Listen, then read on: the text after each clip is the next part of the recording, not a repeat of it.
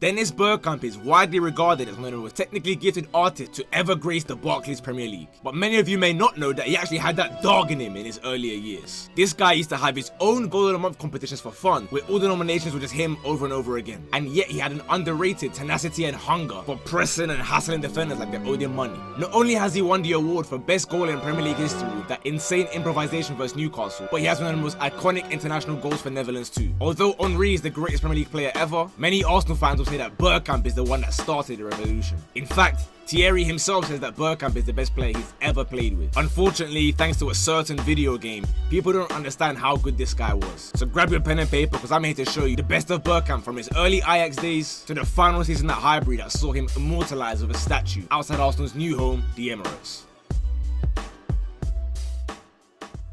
Dennis Bergkamp was born in Amsterdam in May 1969, and by the age of 11, he was already kicking ball with Ajax's highly prestigious academy. And 6 years later, he was given his professional debut by the legendary Johan Cruyff, a glowing endorsement of this kid's absurd levels of technique. Bergkamp was imposing himself so well that he went on to make another 23 appearances that season. Contrary to what you'd expect, Ajax were actually very direct back then. They'd launch long balls over the top, and Bergkamp would breeze onto them time and time again before finishing ruthlessly. This may sound crazy, but let me land. They were utilising Bergkamp to go long like he was Jamie Vardy at Leicester 2015-16. No matter where the ball bounced, he'd find a way to beat his defenders or chase them around like a wild XL bully getting let loose in the park. The difference is, we still saw glimpses of his delicate footwork that would go on to become synonymous with his time in England. Even his quick-thinking free kicks would show his high football IQ. In his first season with Ajax, he won the Domestic Cup and the European Cup Winners' Cup. He wasn't done there. He became the master of that delicate lob over the keeper from any angle as they picked up their first Eredivisie title in 5 years. And in the next year, he was putting up goal numbers that had him head-to-head with the great Romario. By the way, if you man are seeing all these flags over the screen, these are not the views of Professor Amenyah, and they're the views of Ajax Amsterdam. But anyway, before I get cancelled, in the 1991-92 season, Bergkamp added even more silverware in the form of the UEFA Cup.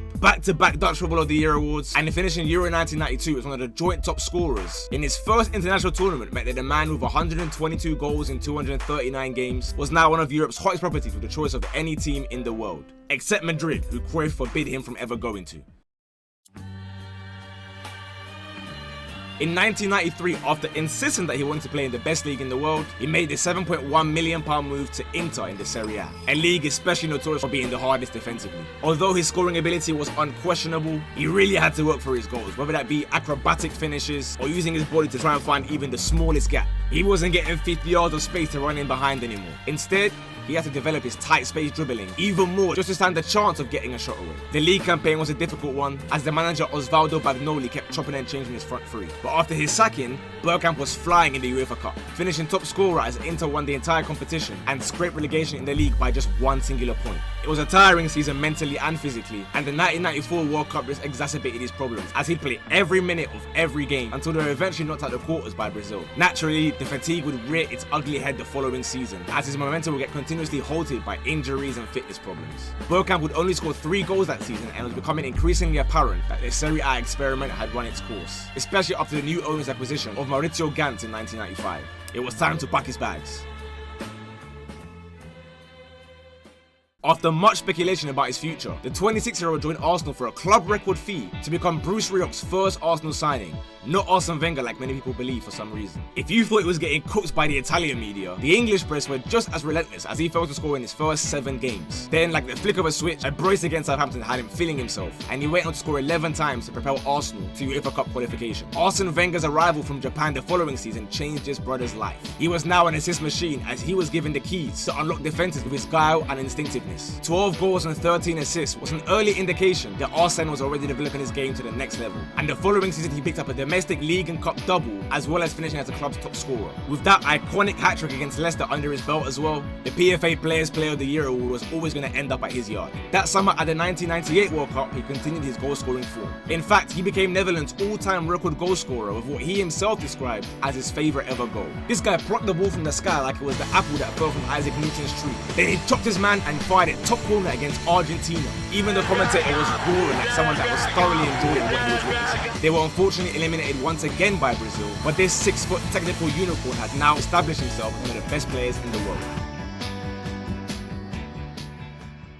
The following season he will continue his dazzling displays, this time finishing as top assister in the league. But despite his best efforts, they'd be defeated by United in both the league and the cup. As for the European stage, well, the rumours are true. Dennis Bergkamp had that dog in him on the pitch, but not when it was time to board planes, earning him the non-flying Dutchman nickname. Home games he'll be there bagging as usual, but away from home he'd either leave early to go by train or other modes of transport, or simply just not show up at all. The 1999-2000 season and the one straight after that were difficult for both himself and Arsenal, as United refused to let go of that trophy and asserted themselves as the dominant party in what was now perhaps the best and most heated competitive rivalry in England. Even the Euros that Netherlands hosted was relatively disappointing, as his assists were not enough to stop them being eliminated in the semi-finals once again by Italy this time. This was to be his last time representing the national team, as he decided to prioritise club football after Arsene Wenger introduced him to fitness and nutrition.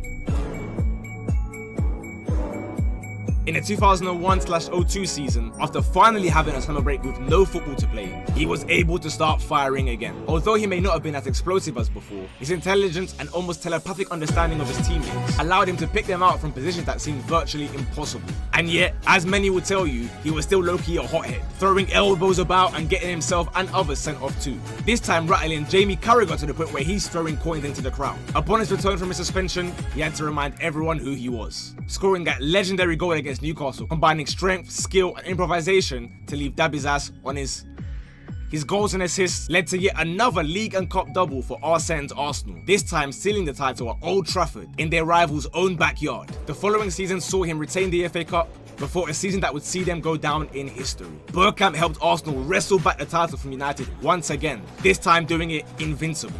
The entire league season they lose a total of 0 times, as he linked up with Henry, Ljungberg and Perez to smoke opponents in a campaign that will never be forgotten.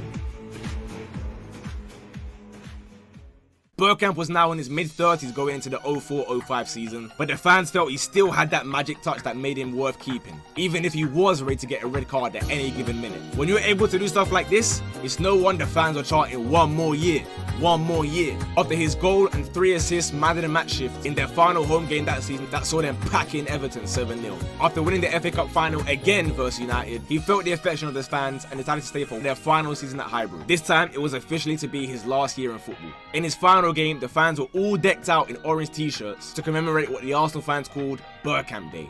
As the script would have it, he got the match-winning assist and then an 89th minute goal himself for one last standing ovation. He hung up his boots after his testimonial game, which happened to be the first ever game at the Emirates Stadium. The Iceman will go down as one of the greatest football geniuses to ever touch down in England. And hopefully you guys can now see that Bergkamp is a lot more than what the numbers would suggest. He had virtually no weaknesses but tailored his game, specifically around being a creator in an era where assists weren't even rated like that. Hopefully you guys learned something new today. If you did, leave a like on the video, comment which player, past or present, has the best touch in football after Bergkamp, and subscribe for new lessons every week. Class dismissed.